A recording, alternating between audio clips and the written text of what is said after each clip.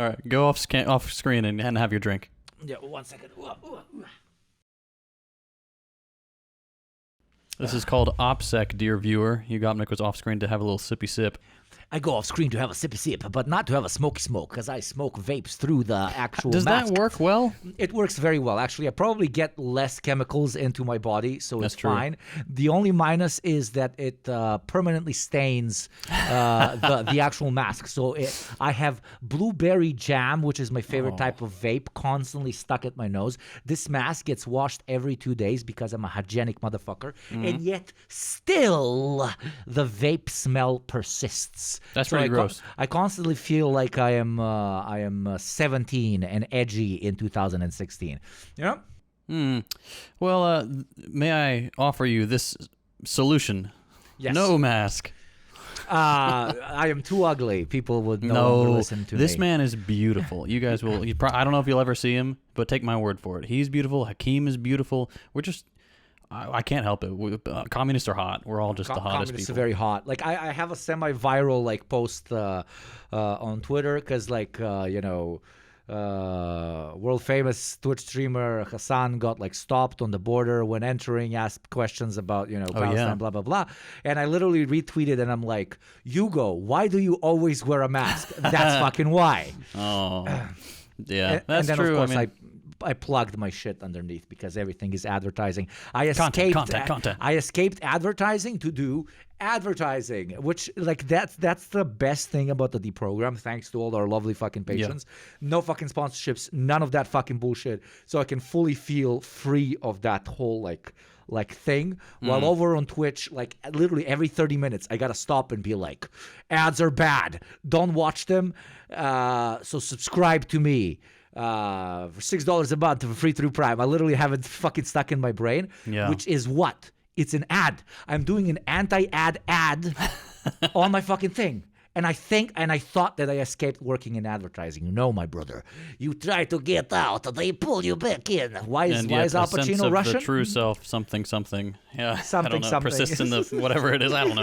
I ain't no philosopher or none of that. But apologies for my slightly messy hair. I was out for a spin in the Volvo today. Beautiful weather, beautiful. I had to curtail my my driving efforts because it's a loud car still. I haven't gotten the stupid valve muffler. So I'm puttering along, come up to a roundabout, and there's a cop parked in the median, just like watching people going by. Oh, and of course, he hears the car rumbling, and so he puts on his blinker, whoop, and just comes and follows me. He's like, yeah, I'm just trying to, cruise around, man. I'm not breaking no laws or nothing, but that was the end of my drive today. But it was beautiful. Did he beautiful actually day. stop you? No. In the States, do they stop you and shit and like ask you stuff? No? No, that's the one good thing about the States is that they don't only have stop black people. Yeah. No, we don't have the I love that for you. The cops that will stop you if your exhaust is too loud. Like, it's not a thing here. Like I'm baffled. Like videos in Germany of like people at the Nürburgring getting the decibels tested on their exhaust. Crazy. I'm like, that's insane. That makes me a patriotic American right there. I'm like, come on. You know that thing? Like they even check how probably in the States, in certain states, it's also a law. They check just how blacked out your The tinting, yeah. the tinting thing, and then Tinting, they force you to kind of remove it. But some people like put like darkened glass, like they remove the glass and put the glass, and then they have to remove you from traffic as you can no longer continue. Which what's the law? Like why? Like so that criminals cannot be cruising down street with big AKs before they shoot down I really pedestrian don't know. or people, so people don't fuck in the car. That's a different fucking thing. Like imagine being a pig. That's already fucking problematic. But imagine like you're driving by and you're like in a more secluded area and you're slowly cruising up by to a car and slowly wiggling left and right. You roll down your window, and as you're getting closer and closer to the car, you hear or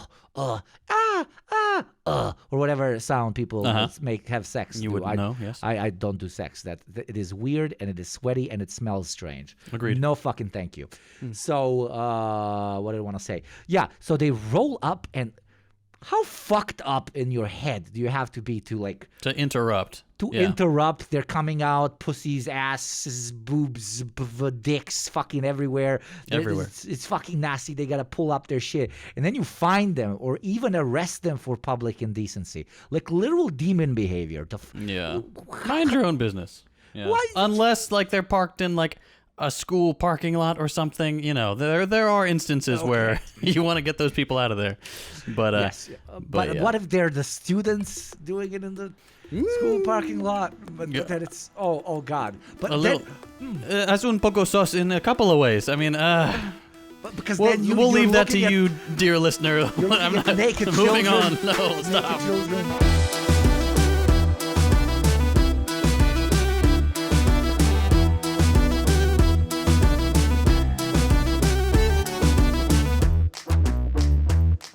Well, howdy, y'all. Welcome back to the Deprogram. We decided to keep Hakeem locked in the basement today because he didn't meet his quota of ball stories, unfortunately. He only had the one last episode. Yes. And conversations about food and what's the weather. Unironically, no, I'm going to go off here. He's going to listen back to this. Yep. Like, our partnership, absolutely perfect. Except when this motherfucker has to talk. It's a podcast. And that is the most boring topic of all fucking time. And motherfucker's like, ooh, it's been quite sunny here today. Look, we're over the hill, all right? I don't have much to talk about anymore besides, like, aftermarket doorknobs and stuff that we've installed on our doors and, I don't know, a weed whacker that I bought recently. Why do you think that young people listen to this? Why do you think it's all literally 60-plus geriatrics from the fucking old people's house that are like, oh, this class consciousness thing might make sense? Yeah. Anyway, it's a bummer for Hakeem to miss this one because he is, like the rest of us, a dirty China simp. So this episode is going to be, we kind of pulled out a grab bag labeled Mysteries of the Orient, and we're going to reach in and we're going to read off some of the China good stuff, because we're always hearing China bad or China's doing this cool thing, but at what cost? And so today we're just gonna talk about the good stuff, because there's a ton. We just we grabbed a handful. There's no way we could cover all of them in one episode, but we're going to give you a few that kind of stood out to us. And I'm realizing I don't have my blinds open. One moment. Get a little natural light in here. Okay, so we're just gonna bounce back and forth between some cool stuff that China's doing. And if you're, I don't think there are many of these people in the Deprogram audience, but every once in a while, if I mention something positive about China in a video, people are like, yeah, but why don't you ever criticize China? I'm like, everyone on Earth, in every media outlet, in every think tank, in every academic institution is always only criticizing China. Let us tell you some cool stuff that China is doing. There are enough white people being like, but, enough China experts. They might be advancing, but they are un poco sus, those Orientals. Yeah, I don't trust them. They're shifty. They're shifty. Yeah. I prefer the days when they worked on our railroads and cooked us those spicy foods. Anyway, let's begin with the UHV power grid. Now, China produces more green energy than any country on Earth. Now, to match that, they're implementing what's called an ultra-high voltage, or UHV, power grid. Basically, China, home to the world's largest national power system, is using this technology to quickly transfer electricity from remote renewable sources, such as I'm going to butcher this, I'm very sorry, Chinese listeners, Changjiaba hydropower station in southwest China. I gave it my best shot. It's transferring them from remote locations, basically, big hills or deserts where they have solar panels and stuff like that, transferring it directly to cities like Shanghai with large energy requirements. And this UHV grid has been dubbed a, quote, bullet train for power. And China has these massive cables that they consider central to its rapid build out of wind and solar power bases, since now with these bigger cables, with the faster transfers, they can route the energy almost anywhere they want and still keep the solar arrays and dams and wind farms in those optimized locations. So it's like a massive extension cord. Yeah, pretty much, more or less. I'm smart. You go genius. It looks literally like a big plug, like like some cartoon where they plug in an enormous outlet. It looks like that. But for the nerds among you, but isn't that problematic? But at what cost? I'm already starting, because what if just a very big American that wants to invade China? What if a very large American comes and just unplugs the very large plug, and all of China, no more electricity, no more light. It is it's possible. I think the more likely scenario is that the American would stick a fork in the outlet and electrocute themselves before they unplugged it, because we ain't the brightest. Yeah, But I was gonna say, sorry for interrupting you for the fifth time already in the beginning of the episode. People love it. But you don't love it, huh? You're telling me you don't love it? You don't love I said people. I'm people. Are you really American? No, yeah, because I was like, okay, like. I mentioned very big American, but and then I was like, which big American? Which American can be that big? But then I remembered that all Americans are big. We are big. Yes. Not me. I'm probably the smallest American. I'm pocket-sized. But let me attempt this again. For the nerds among you, the system works because the higher the voltage of a given line, the lower the electrical currents are for the same amount of power. I ain't going to pretend to understand that because I ain't too bright, but electricity moves at nearly the speed of light, and it's expensive to store. So basically, it needs to be sent out as soon as it's generated. And the UHV system allows it to be sent farther distances with greater efficiency. So as usual, China is miles ahead of the competition here. Even a U.S. economist from the Rand Foundation said that China has taken UHV to the next level and pushed the envelope similar to many other aspects of the green energy transition. And he described their operation as, quote, the only game in town. But the cooler thing, in my opinion, than the tech itself is that China isn't keeping their expertise to themselves. Xi Jinping has proposed a global power grid to enable, quote, large-scale development, transmission, and utilization of clean energy around the world. So this is going to be a trend you see in this list, where China's like, yo, we developed this thing. We are decades ahead in this thing. Here you go. Here's how we do it. Come work with us in our facilities and learn how to do it. Let us make big world connection, which is very cool. But un poco problematic, because at what cost? One more time, we want to have a private, thousands and thousands of private energy and electricity companies operating in competition to one another, directly leading to less efficiency, because I use cable 785. You use cable 786. He uses cable 789.6665555. And therefore, line go up. Because if you do not have capital moving around in whatever fucking sphere, then line no longer go up. Because even if it's inefficient, the fact that it is private and that some money is exchanging hands means GDP very good. So indeed, China, at what cost? You might be making energy cheaper, more affordable, and more environmentally friendly, but a line no go up. But where dollar? Where dollar in this? Okay, da? Exactly right, and that is you hit the nail on the head there, because some U.S. members of the industry are like, well, hold on there, but we need to make sure there's competition. We need to ensure that the customer has choice in this matter. Would you like a Pepsi-Cola electricity, Coca-Cola electricity, or Dr. Pepper electricity? But sir, aren't they all the same? No, the color of the cable that go to house very different.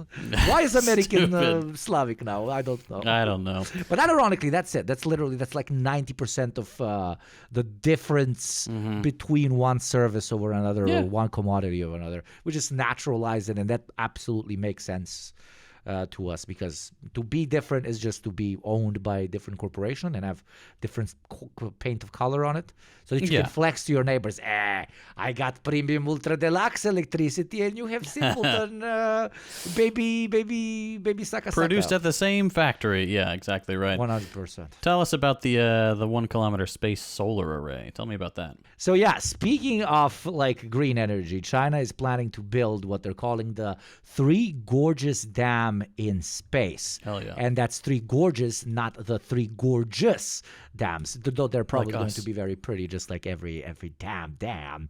A 1 kilometer solar array placed in geosynchronous orbit to collect continuous power from the sun. To put its efficiency and scale in perspective, the array is expected to generate as much energy in a year as all the total amount of oil that can be extracted from the earth. Let me jump in here. Not the oil that's extracted in a year. The total amount that can be extracted from the earth, period. That's insane. Insane. It's expected to be 10 times as efficient as photovoltaic panels on Earth. And once collected, the energy will be converted to microwaves and continuously beamed to a collection station for transmission back to Earth. Literal fucking Star Trek shit. This is such a big deal that it's been dubbed the Manhattan Project of Energy by the industry itself. And the benefit of putting something like this in space is that it won't be affected by the day and night cycle or varying weather patterns, meaning it's collecting clean, essentially limitless energy 24/7.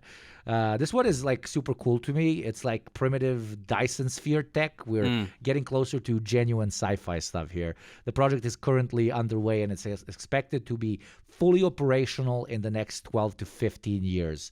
It's like they listened to that one scene from a very famous real-time strategy game that makes fun of all ideologies to an extent. Oh, I know where you're they were like, we must take energy to the one place that has not hasn't been been corrupted by capitalism. Space. Space. I love that guy. It is so cool though. And it makes perfect sense. Like, why not put this stuff in? If the main drawback of solar panels is sun no hit rectangle, make sun hit rectangle, put rectangle in space. It's brilliant. Of course, they do need like the super heavy lift rockets to get everything up there, which is why it's going to take some time to get it all assembled. And I'm sure Elon Musk's little micro satellites for Starlink will become a bunch of debris by then and create a problem there for launch windows and also damage to the panels. I don't know where. I ain't no space nerd anymore. I love it, but I don't know the logistics of geosynchronous orbit versus where the satellites are. So I don't know if it's going to be like a meteor shower every time it comes around the Earth, but I'm sure them Chinese scientists have got it figured out because that is a really, really cool project, and I'm genuinely excited for that one. And incredibly complex, and I really, it might be cope, it might be whatever.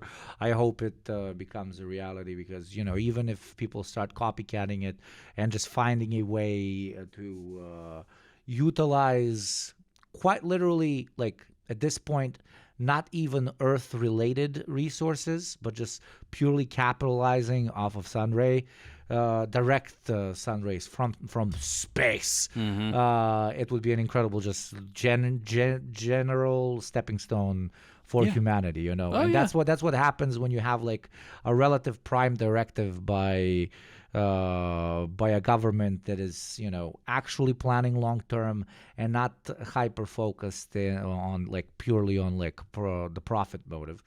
etc. Classic communist comments. What is extra interesting though is I can't wait for like space special ops operations. Oh God! Like the CIA sending like space paramilitaries with like Falun Gong terrorists that want to blow themselves up in space, but it's kind of difficult because there's like to blow yourself up in space because there's no oxygen. So it's going to be interesting to see the future of sabotage as well. Yeah, we're going to get back to kinetic warfare where you have like the rods from God is like orbital bombardment stuff. That's space to Earth. But I mean, in theory, you could just like throw a rock and it'll be accelerated all the way around the Earth until it pokes through the back of your head. That's really cool and kind of hard to wrap your head around. But yeah, limitless energy from the sun, collect in big rectangle, send beam back to Earth, profit. It's so cool. It's so cool. It is. But coming back to Earth, China, the leading producer of solar panels, is building what's popularly called the Great Solar Wall along the southern edge of the Yellow River. 133 kilometers long and 25 wide. Racist. They named it themselves, or they're affectionately dubbing it that themselves. We had like a very old Serbian like prime minister or president. He's borderline geriatric at that point. And he was, I think he had like the leader of China at the time come and he gave him like a medal, and he was like, we're going to collaborate a lot more like in the future. I really want to work with China. I really like what you guys are doing. But in order to like really play on like the traditional connection between the two countries, so his intention was relatively okay. But the way it was played out was insane. He was like quoting some very, very, very old Serbian like philosopher or writer or whatever. I'm butchering this probably. He was sitting like right in the face of this Chinese politician with a translator right next to him, and he was like, "It was said 500 years ago in the ancient texts that I am quoting now, that an advanced yellow man shall come, and together we shall bring our country to greatness, etc., etc." But and it was literally like probably the guy didn't know Asians existed like 500 years ago when he was writing it, but he just for some reason was talking about some yellow racism. people, right? Yeah, and this guy just says it in front of the Asian politician, and the Asian politician is like cold-blooded, like the Chinese one. Okay, that's a thing that just happened in front of me, and I will pretend it didn't. Yeah, very diplomatic. Very. Them Chinese fellers, them yeller fellers, as the Serbians would say. No, it's just this guy. Just the one Serbian. All right. Anyway, it's a massive array, 133 kilometers long and 25 wide, and it's estimated that this project will generate a staggering 180 billion kilowatt hours of clean energy per year by 2030, which exceeds even Beijing's annual energy consumption. But perhaps equally important is the ecological aspect. China hopes that the project will help combat desertification in the Yellow River Basin and contribute to ecological restoration in the Kabuki Desert. I don't know how Q's are done in Chinese, but yeah, one of them big deserts. And the installation will treat 27 million hectares of at-risk environment by providing much-needed shade and reducing evaporation. And the panels themselves will also act as windbreaks, which will help prevent further soil erosion. There are plans to also plant commercial crops in the shaded areas, which will produce additional revenue, food, and shore up the resilience of the more desertous regions. Now, the government plans to introduce what they call a symbiotic relationship between economic advancement and ecological preservation. And this is something that is mostly missing in Western countries' efforts, particularly the U.S. Green energy is good, but it also needs to come with ecological preservation. Like, there's no point in putting up all these solar arrays if you're going to bulldoze an entire rainforest, right? If you can find a way to balance the two and benefit both directions, as China has done with a lot of these projects, that's what we're gonna need to move forward into a sustainable future, and one that is not continually extractive, even with like a green coat of paint. Yeah. I mean, there's two things I want to comment on. Like, this is, again, going back to not waiting for the market to give a solution to something that the market, to an extent, caused inadvertently, such as, mass pollution for, profit for profit's sake, et cetera, number one. And number two, like, for China to get to a stage where it can do quite literal like eco-state planning, it had to go through literally like 50 plus experiments to an extent, let's call it, manipulate the ecosystem in which they find themselves in since the OG Maoist revolution. And a lot of those experiments went really fucking horrible, like very, very, very, very fucking bad. But they didn't leave it just lingering completely in the past, or get scared away from trying it again. And contrary to back in the day, a bunch of motherfuckers sitting down being like, I think it's gonna be smart if we fucking kill all these fucking birds because whatever. Now there is actual data. There is, as Trump says, it's all computer. Like there, you can actually extrapolate data, which allows 90, in my opinion, at least 90, and data kind of backs this.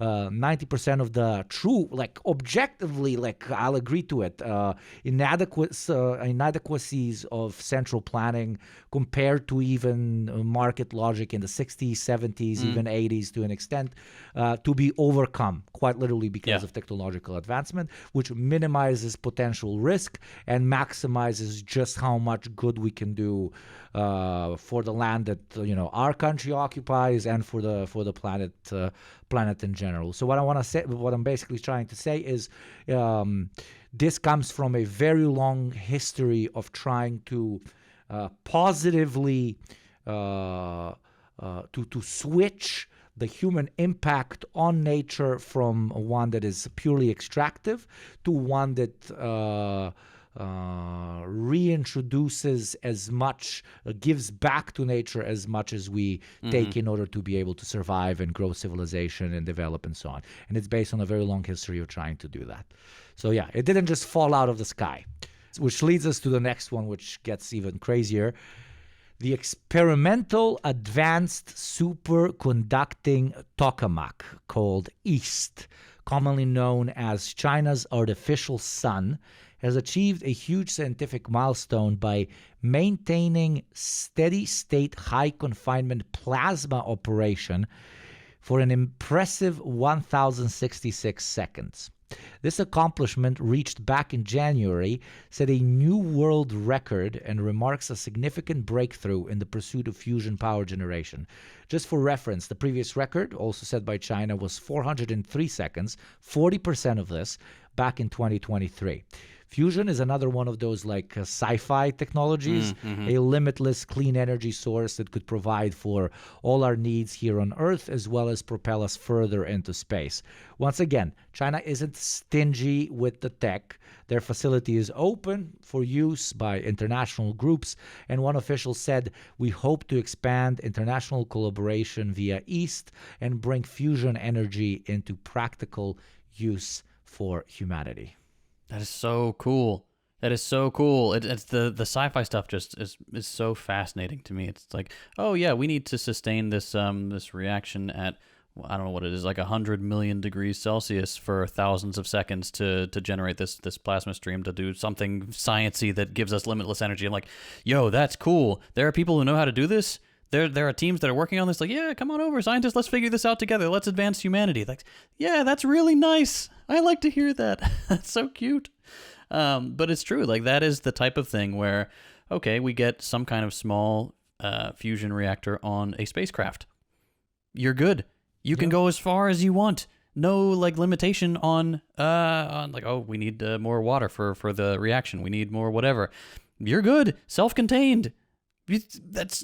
That's mind-boggling what we can do with such a breakthrough like that. And of course, I'm sure there are going to be ways that somebody could weaponize it, United States.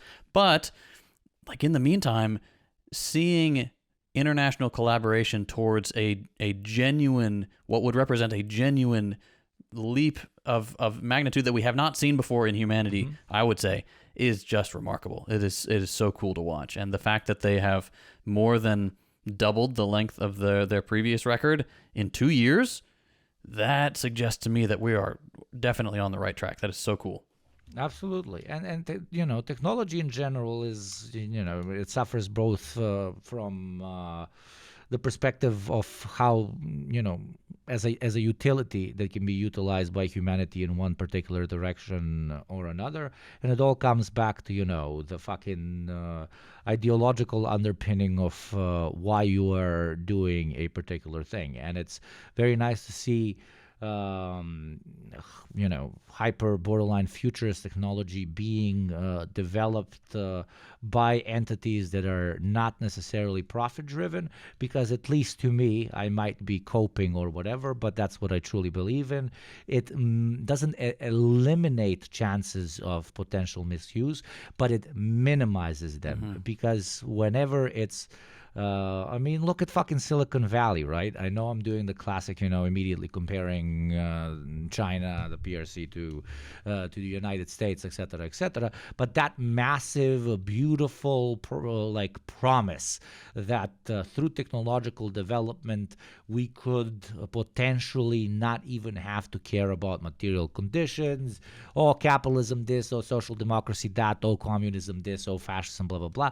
We could quite literally lift ourselves above the simpleton constraints of the human mind and of human nature, and just like as if we were given fruits by God Himself in the form of these technological advancements, lift ourselves up from every man-made problem into this kind of utopia where there is no need for violence, war, aggression, conquest, blah blah blah, because technology would generate absolutely everything. Right? That was the Silicon Valley pitch and so on. And that pitch got co-opted by what? Literally by the fucking profit motive.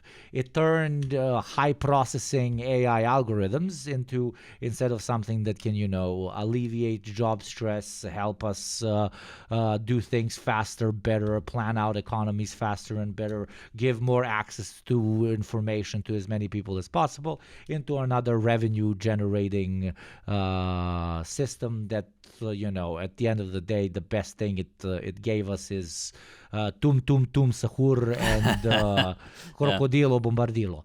While here, again, just to restate it, I'm not saying that there is no potential for being co-opted, any of these technologies that we're saying, even by, a state that might at one point go unhinged and want to do this or that, using that technology to establish itself as a growing world power, blah, blah, blah. But compared to the way the market has managed to co-opt advanced, beautiful, fantastic technologies and turn them into basic fucking everyday consumable fucking commodities, is a stark contrast that needs to be talked about. There's just a smaller chance of corruption, and the only kind of larger parallel that exists in the Western world to this is NASA and so on. But then NASA is working directly with Tesla all the time on not Tesla, SpaceX, on all this shit. So the market entities are entering it. How independent can it remain in the long term? How much not when it allows private entities to enter it? Is a very large conversations that very large questions that will be answered in the decades to come. So yeah, big businessmen, please, hands off technology is what I'm saying, because that's the only way we actually get to keep technology as a birthright. I know that that word has been co-opted by the Zionist pieces of shit, but a birthright of all of the entirety of our species, that all of us get to benefit from every next technological step that we manage to conquer on a civilizational level, and not just a bunch of fucking dudes in boardrooms using it to make extra fucking cash, right? Yeah. I mean, personally, I can't wait till Elon Musk lobbies the government to get sole access to a small fusion reactor to put on his Starship and then vaporizes all of Galveston. So not looking forward to that. But, fingers crossed. It's the fact that we're doing something cool of this scale, again, it feels like there was a lapse in that for quite a while. So to see such a significant breakthrough on the horizon is cool, if nothing else, and we shall see what happens. But let's come back in a smaller scale for a minute here and talk train go fast. China has produced the fastest high-speed train in the world, the new prototype CR450AF. As you probably guessed by the name, this train will have a top speed of 450 kilometers per hour or 280 miles per hour. That's new fast model, AF. Exactly. That's why they named it that. I stole your joke, didn't I, just there? I thought about doing it, but Hugo will interrupt with that joke. You can have it. But the new model was announced in 2020 as part of China's 14th five-year plan, and it looks like it's going to be delivered right on schedule, going into operation this year and expanding its service in 2027 when a new railway comes online that will allow for its maximum speed. The current speed, I think, is capped at 350 kilometers per hour just due to the nature of the stretch they're going to be using it on. I'm not a train nerd, so I don't know what all the other fancy numbers and acronyms mean, but it looks impressive to me. And you can look up the CR450AF if you'd like to see all the train nerds statistics and stuff. But very cool. They've got two of them. There's the AF and the BF, which are, I believe, identical in specs. They've just got two prototypes. But yeah, cool stuff. Train go fast. Train go fast. Isn't it cool? Like when I was a kid, you tell me what you thought it would be like.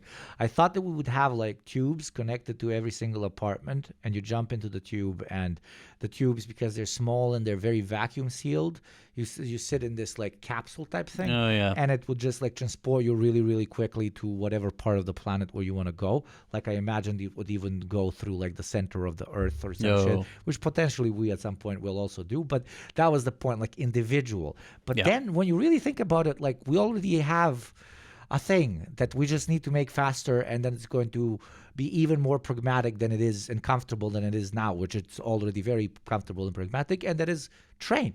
Literally, train. Like it's the solution's there. Train, underground train, above ground train, through mountain train, maybe even through water train. But train. A bunch of people sit on the thing. It goes, you're there. Goes back, you're there. That's the future. The future doesn't have to like look like just aesthetically different to something that we already have. We can just make something we already have a lot more fucking efficient. It's you don't have to fucking paint it with chrome. Like, you don't need to reinvent the wheel in this case. Trains are very nearly perfect for transportation. Like they don't intrude like highways do. They are not as dangerous as air travel or as polluting as air travel by a long shot. They can often be much faster and more pleasant than even like a puddle jumper airplane, where you have to get up at 5 a.m. for your 11 a.m. flight and go through security and get the full probe and all that stuff. It just works. Yep. It just works. Yeah. I would like train. We don't have train in the United States. Train evil communist. United States no like train. So in the future, I would love to train.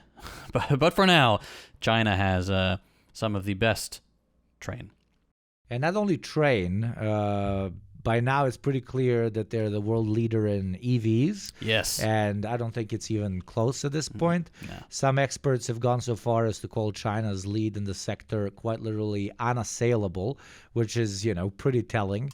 The country produces 60% of the world's EVs, which is to be expected when you're, such a populous country, and 80% of the batteries that power them, which is the more important factor in my opinion. Yep. Their cars are cheaper, nicer, faster, have more range, better safety features, better creature comforts, can literally jump and dance and shit, and of course are not allowed in the U.S., which, I mean, we wonder why. Yeah. To my never-ending pain and dismay, like Hakeem was telling us he test drove a BYD the other day. I'm like, I can't do that. I'm not allowed to do that. In the freest country on earth, I can't drive me a goddamn car. You're telling me I can't drive a car?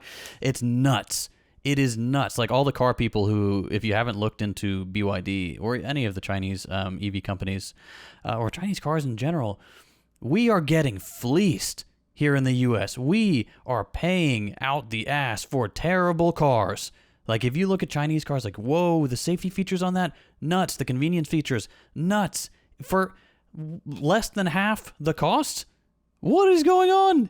Well, we know what's going on, but, like, it is insane, and it's offensive, frankly, and shocking how far ahead China is once you start looking into it in EV tech. Yeah, and it's so much cheaper that very often it's, worth importing it and paying the crazy tariff on it, at least in Europe, than buying a local car. They're kind of long gaming it, in my opinion. They genuinely think that EVs are going to be the permanent thing, and to an extent in China they already are, because they built the incredibly necessary infrastructure for EVs. The same way we developed infrastructure for gasoline and diesel cars for so long. You need to create a similar level of efficient infrastructure for for EVs, especially, keeping in mind how long they need to charge, etc., etc. So this started quite literally, creating solutions that don't include charging, include battery swaps. They already have 80% of the fucking batteries, and so on. Doesn't matter what you think about EVs or whatever the fuck. The main point is, in my opinion, the most interesting thing about it is that it's a country that's actually hedging bets. Yep. It's a country that's actually like thinking, okay, in the next government or whatever, in the next 50 years, what's going to be a thing? Are they going to hedge on everything properly? No, but it's actually planning ahead. It's actually thinking ahead. It's got purpose. It's got an end goal. It's got direction. It's not lost in an eternal debate about JT made a very good video I literally watched on stream before recording on hule woke, hule DEI, hule oh my god, plane fall. Was it a trans person that flew the plane? Let's now make a fucking headlines about that and talk about it in the White House for the next 5 fucking months. A country quite literally stuck in a constant snake eating its own ass of literal fucking cretin fucking behavior. And on the other side of the world, you have a country that is hedging bets, that is looking at what the future can potentially be, that has hope that there is a future, that has vision of its own species, not even only of its own nation, of its own species, is something that can achieve the next step and the next step and the next step, that it's not the end of history. And that is why it brings me some relative hope. With all the small, large contradictions, whatever the fuck, we can have a conversation about that. But at least it gives me hope. I'm like, there's somebody that's actually fucking thinking on this goddamn fucking planet. Yeah. It's so refreshing because the very existence of a 5-year plan we'd never see that in the United States because we don't think that far ahead. Everything is quarter by quarter because it has to be. But to see China saying, hello, we have a problem. This problem is big. We have helped cause this problem. We would like to help fix this problem. Here's what we're going to do the next 40 years to fix this problem. Here's what we've achieved already in the past 20 years. You can read the papers here. You can talk to these experts. And these are the concrete steps we're going to take every single year. It's like, that is so cool. Like the fact that they're planning their cities from the ground up. Every new city will be green, like green infrastructure, green transportation. That will have green spaces. We'll have the cool algae tank things, which are very sci-fi looking, in addition to traditional trees and stuff. But it's just, I don't know. Like you said, it's very hopeful. It makes me optimistic. It's the fact that they're, to use the stupid liberal term, there are adults in the room who don't have their heads buried in the sand pretending that climate change isn't a thing, pretending that ecological fallout isn't a thing, that dieback loops aren't a thing. That is very reassuring. Now, we're talking about future. Let's talk more future tech, shall we? Flying cars. Not content with regular cars, China's giving us the flying ones. I saw that on a fucking Twitch stream. The fucking when he went to the iShow Speed guy. iShow Speed, yeah. Mm-hmm. Yeah. I don't know. I don't watch those things, but I saw the clips of that. He looked stoked. I guess he always looks stoked. Yeah. That's his thing. But that's like, we're for decades. It was like, flying cars someday, and then now China's like, hey, we got them right now, actually. And it's like, oh, okay, cool, we're doing flying cars now. But they're quickly becoming a reality in China. According to one aviation company, Yihang, flying taxis could be available for hire as soon as 3 years from now. The company recently became the first in the world to obtain a license for pilotless aerial vehicles that can carry humans. These flying taxis will be rolled out first as tourist attractions, and then they will be put into use for more mundane transportation needs. Now, that is very cool. However, I don't know that I would ever sit my butt in one of them flying coffins. I don't know. I'm sketched out enough by normal airplanes, and the fact that there is men in seat fly machine in sky. I don't like that. I want to be on the ground. I prefer trains. I prefer cars. Even though I know cars are way more dangerous, technically speaking. But yeah. I have no idea what the logistics of this is going to look like. Yeah. To be perfectly honest, okay, if they fly everywhere, they're going to hit each other. And if they fly in a line, then that's traffic again. Yeah. So what? But cargo flies, so I'm still fucking sick as fuck. But I know But how? China's got a I don't know, $1 trillion industry or something like that called the low altitude industry or something along those lines. I didn't write all this stuff down because there was a lot of it, but it's a big industry where they're doing this stuff, both manned and unmanned vehicles, for delivery, for transportation, for all sorts of stuff.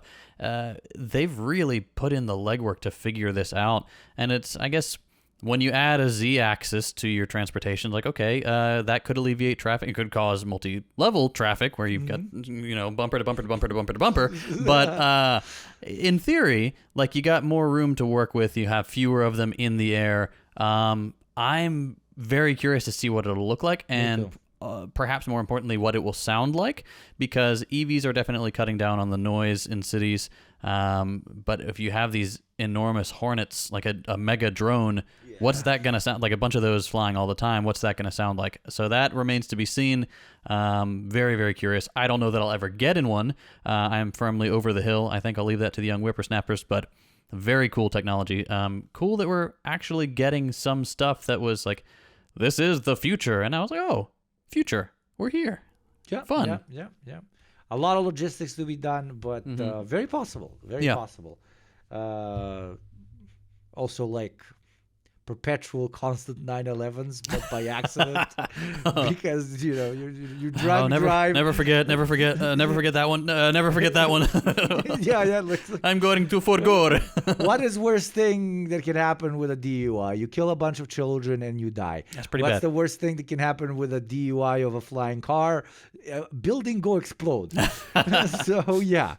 But speaking of explode, and then after explode you have to fix them. Let's move on to medicine, which is a big thing I hear from people that are constantly sick, which is definitely not me. Bolsonaro. Cancer of the vector of all known diseases. The fucking guinea pig of the Homo sapiens experiment.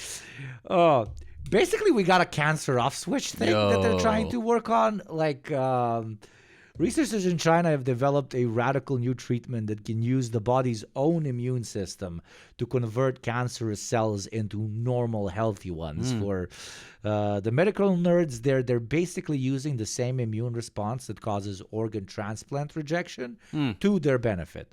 In this case, targeting cancer. The TLDR is that this team has been engineering tumors to mimic pork, thereby triggering the immune response to attack the cancer itself.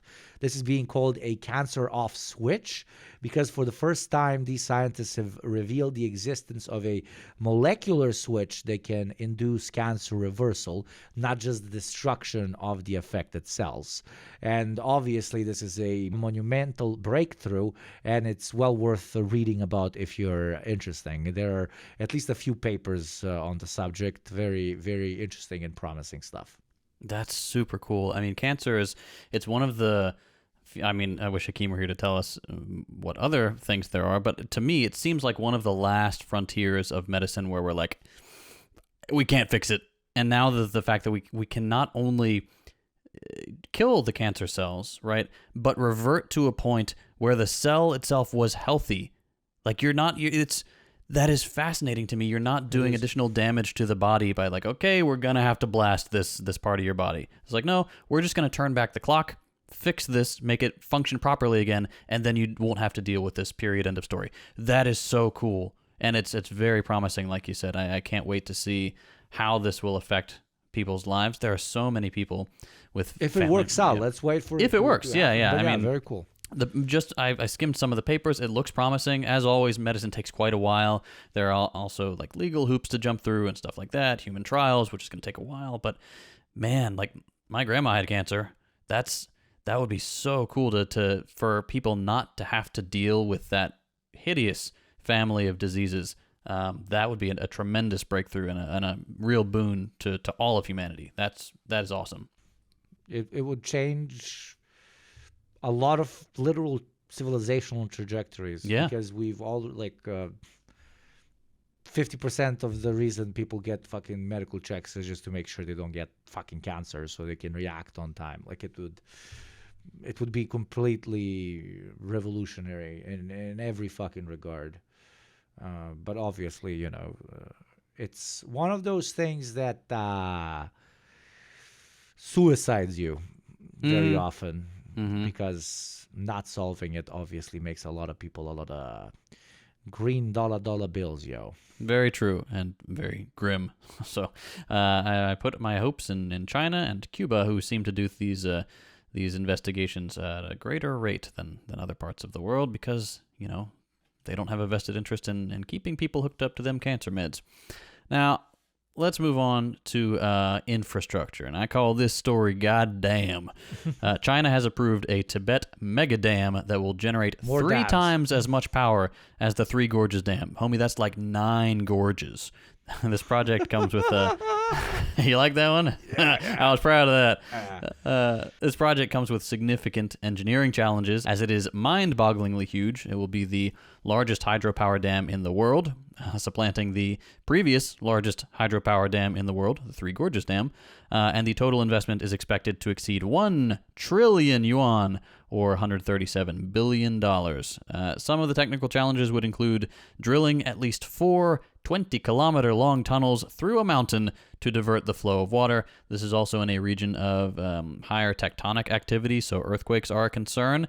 But if all goes well, that's, another big if there, this dam would be integrated into the aforementioned UHV electrical grid, sending power wherever it's needed in the massive country at incredible speed. Yet again, China investing much money into green, renewable energy projects, which is nice to see, because they talk a big game about it, and then they're like, we've actually been working on this for a while. Here's the project. We're breaking ground today. So I was like, okay, they're putting their money where their mouth is. They're actually doing this stuff.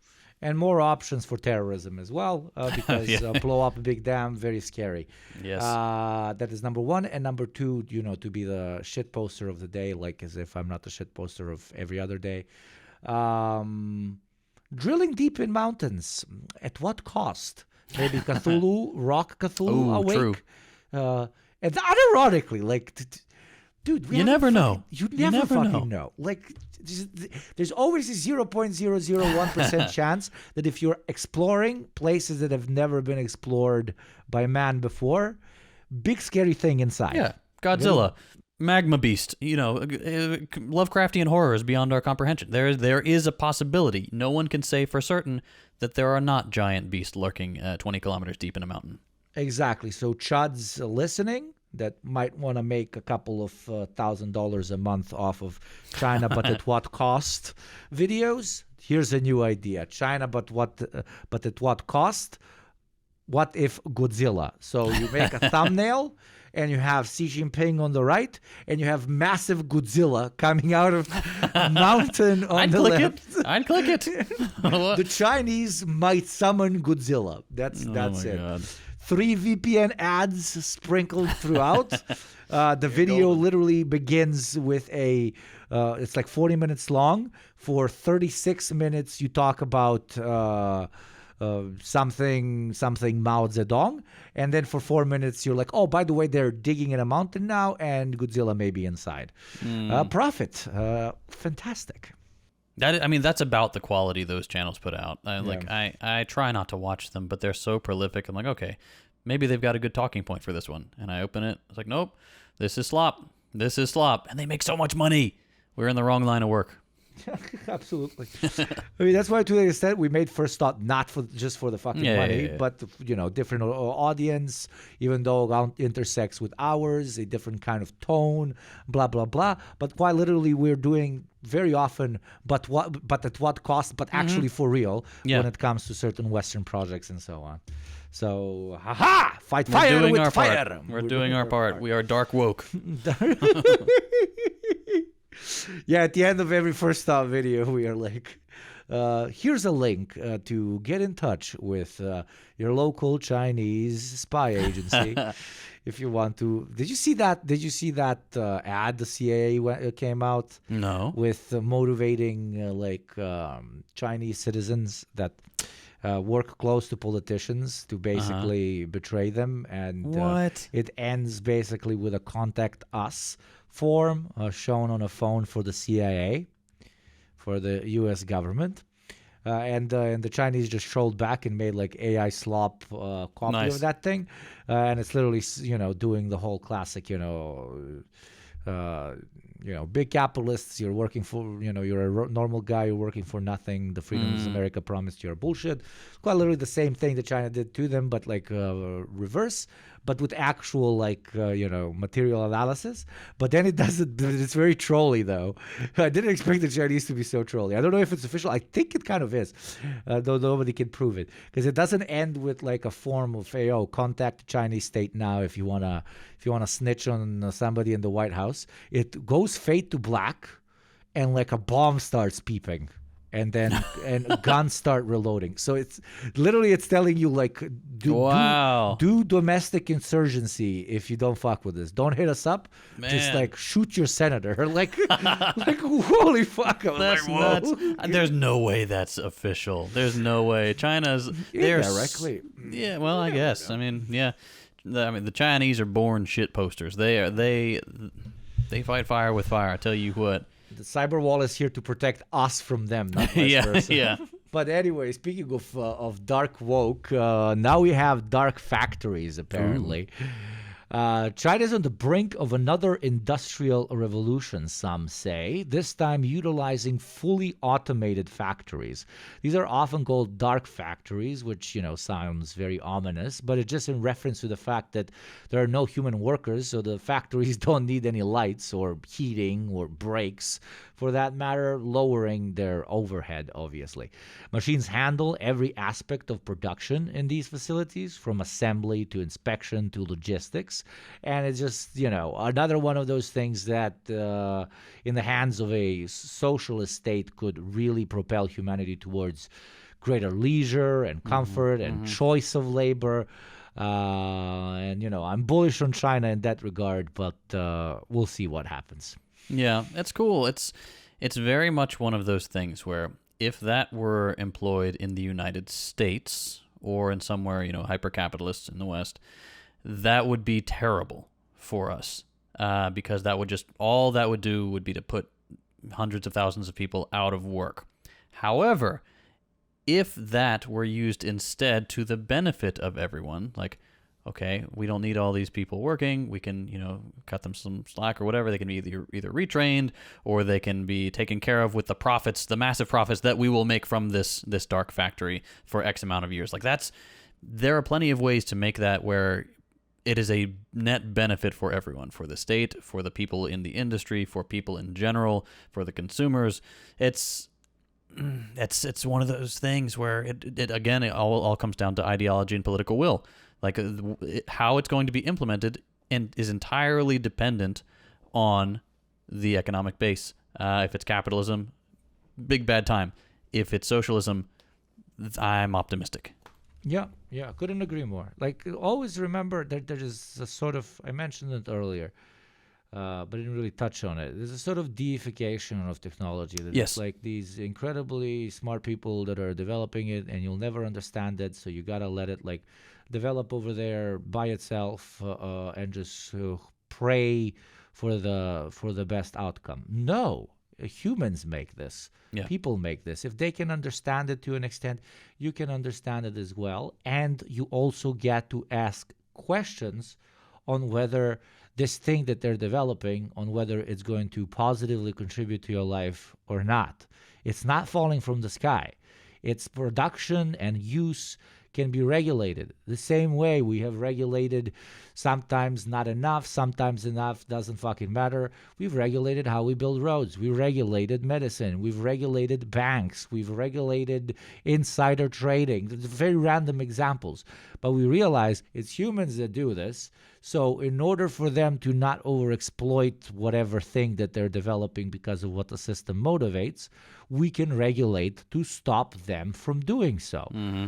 But for technology, for some reason, at least in market economies as defined by the traditional definition in the West, technology is untouchable. They're developing whatever the fuck they want to develop because we don't understand what they're making. We're little bogmen in our little fucking Shrek swamp, and we hope that in the long term they're gonna be good people that keep us in mind when they're introducing the new thing.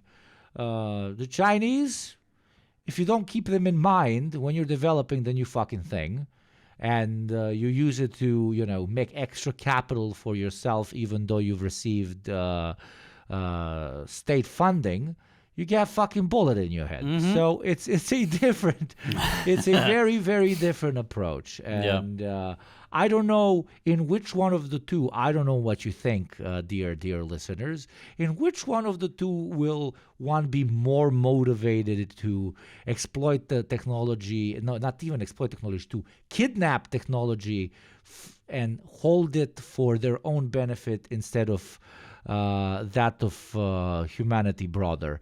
In the one where he can potentially get his brains blown out, or the one where he will get fucking tax bailouts. I don't know. Yeah, the world may never know.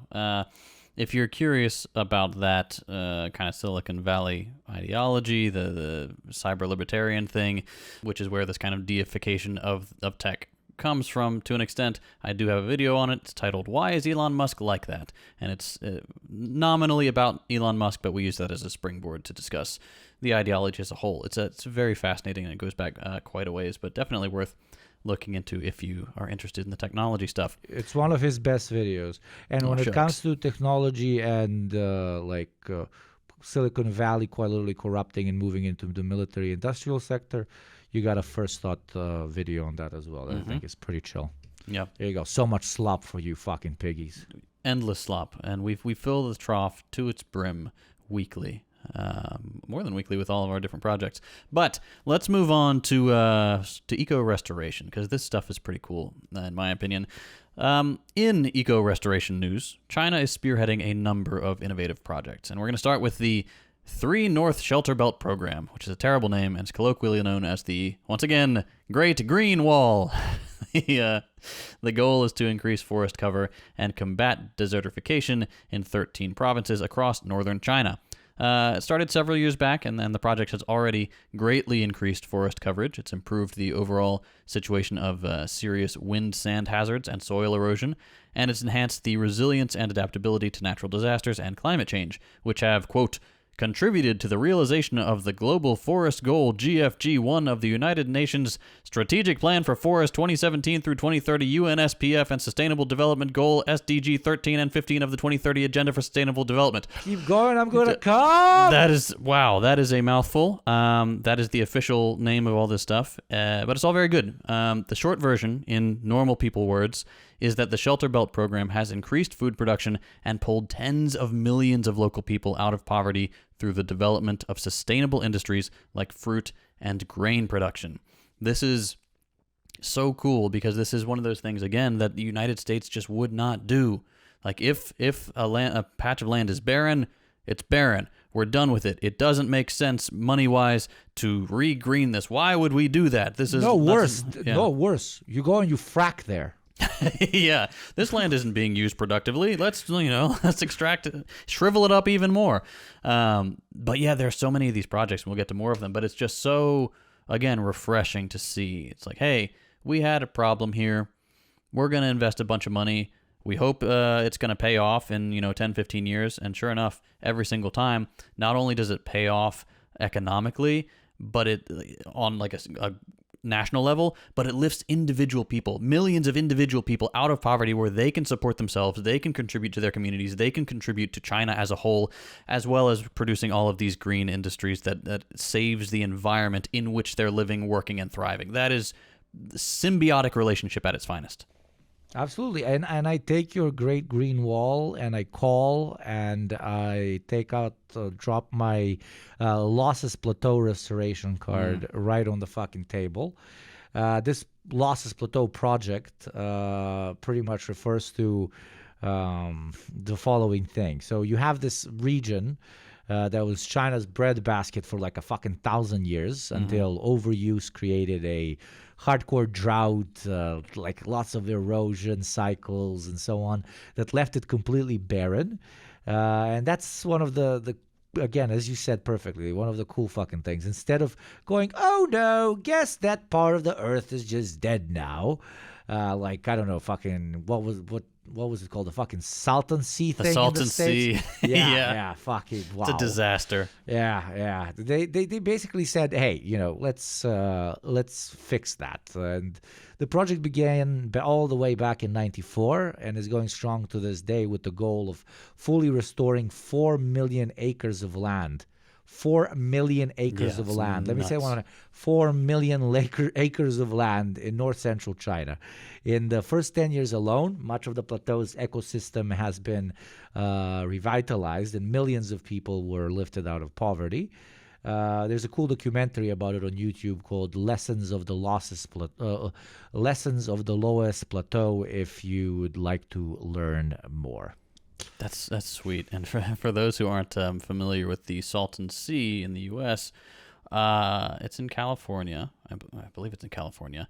And it is this man-made, it was a man-made resort that they were like, oopsie, we contaminated this so badly that every single living thing here died. And the sand you're walking on, that's not actually sand. That is ground up fish bones. Like, it is nasty. It is like a toxic waste dump. It's become like a cool place over the last couple of decades where, drifters and artists and stuff will come through and tag things and do art installations and have festivals and stuff like that. Very much making the best of a bad situation. There are people who live there. I worked on a project, took a drone, flew that. It's a really interesting place. But it is a disaster, an ecological disaster, and the United States has never done anything with it and will never do anything with it. And that is, I think, what separates somewhere like the United States from somewhere like China. One takes accountability and one does not. Yeah, and it, not to always be like, U.S. bad. I don't know, let's, do fucking shoot ourselves in the foot. The fucking Soviets over in the fucking Aral Sea, they started fucking diverting shit all the fucking time out of a fucking. I mean, you can call it's called a sea, right? It's more like a lake, but it's really fucking big. And then it ended up drying out, and it looks like it's a literal fucking desert now. Yeah. And something could have been done about this in the many decades as they were monitoring and seeing that it's fucking drying out. Yep. But no, they didn't. Well, the Chinese government, now utilizing modern technology, modern fucking systems of greening up the place, as people like to call it, are ever since the 90s been trying to positively impact this incredibly important part of their country, both historically and both just materially, because a lot of bread literally can be made here. Yeah, I would be very curious to see if the Soviet Union were still around, if they would have owned up to the oopsie and done something about that, like with modern technology. That would be very, very interesting to see if they would do some kind of afforestation or other regreening. But speaking of afforestation, probably, yeah, I bet that I would put money on it. Yeah, but we'll never then, know. Environmentalism wasn't really a fucking thing. No one was doing it. Yeah. But now that we know, the socialist projects are taking it into account, which is good to see. Yeah. But speaking of afforestation, we've got the Saihanba Afforestation Project, which transformed a wasteland into the world's largest man-made forest. Similar to the plateau, by the 1950s, this region, comprising 92,000 hectares bordering autonomous Mongolia, had become barren due to excessive logging, allowing sand to blow into Beijing from the northern deserts. A project to reverse the damage began in 1962, and since then, 3 generations of foresters have increased forest coverage from 11% to over 80%. The forest now supplies 137 million cubic meters of clean water to the Beijing and Tianjin areas each year, while discharging about 550,000 metric tons of oxygen. It's spurred growth in the green sector, generating tens of millions of dollars a year. Once again, showing that with enough political will, we can balance preservation and ecological renewal with economic development. And that, I think, is the trend that we see with China. And not to be too China simpy, this whole episode has been talking about China good. Oh no, this is 100% paid by Xi Jinping. Like, yeah, this actually, this whole episode, and fuck it. Like, all of this shit is based, and it should be called out for being super fucking based. I agree. Yeah. Period. And, you know, Fuck you. people can complain if they want to. I would love to get paid by China. China, please pay me, because we're going to talk a big game about your stuff because the projects are cool. But that is a very, very promising trend where there is this intersection of economic growth, which you can't leave out of the equation, right? And that's just the way the world works right now. You need economic growth. And there's something to be said for the degrowth argument. I'm not up to date on that. I can't speak to it effectively. But to the best of my knowledge, and I think to most of the world population, economic growth is a good thing. And being able to pair that with ecological repair, prevention of desertification, prevention of erosion, prevention of disasters like the Salton Sea, that is a tremendous achievement that should be celebrated wherever it's done, whether it's China, whether it's the United States, Canada, India, wherever. Anytime we see something like that, we should applaud it. And for right now, China is spearheading this, and as we've seen, also invested in making it an international project, which is so promising. And I really hope that, you know, ideological differences aside, at least some of the world's community can come together on this one thing of working together to build a more sustainable future, and then we can blow each other up after that, you know? Yeah. That was the point of the whole episode. Like, originally we were like, okay, let's give them a hope pill. Yeah. A very real one when it comes to the question, is anybody actually doing anything about the fact that our fucking planet's dying? Mm-hmm. And fortunately or unfortunately, all the largest projects that are working on this that we found were in China. So we're like, okay, let's like fully dedicate and make a China episode. But that's the original crux. Like, talk about massive projects that are looking at what needs to be done and fucking doing it when it comes to preserving this beautiful little fucking dust bowl of a planet that we're on. And most of them came out of there, so we made it into an episode about there. So don't take it as simping or criticizing or either of those perspectives. Take it as, here are some projects. Here are some projects, and judge the wider current Chinese project based on them and other stuff that you know to be credible information about the PRC.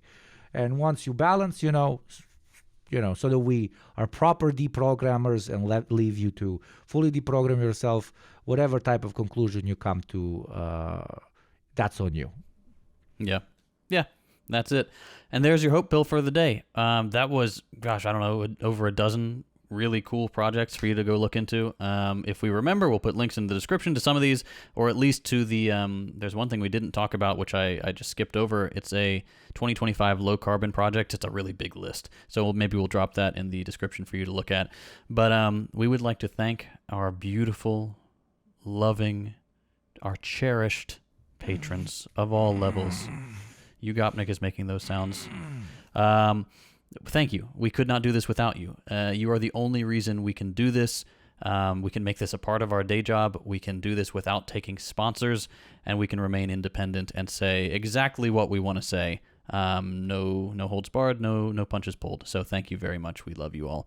If you're not yet a patron, please do consider it. You get a bunch of cool perks, including early episodes, bonus episodes, access to the Discord, which is a really fun time. We get lots of good engagement there. Get roasted by our commenters, of course. And at the highest tier, you can even hang out with us once a month, which is a lot of fun. So I guess, with all that being said, this has been the Deprogram. I'm JT. I'm Hakeem. I'm Ugopnik. And China, good.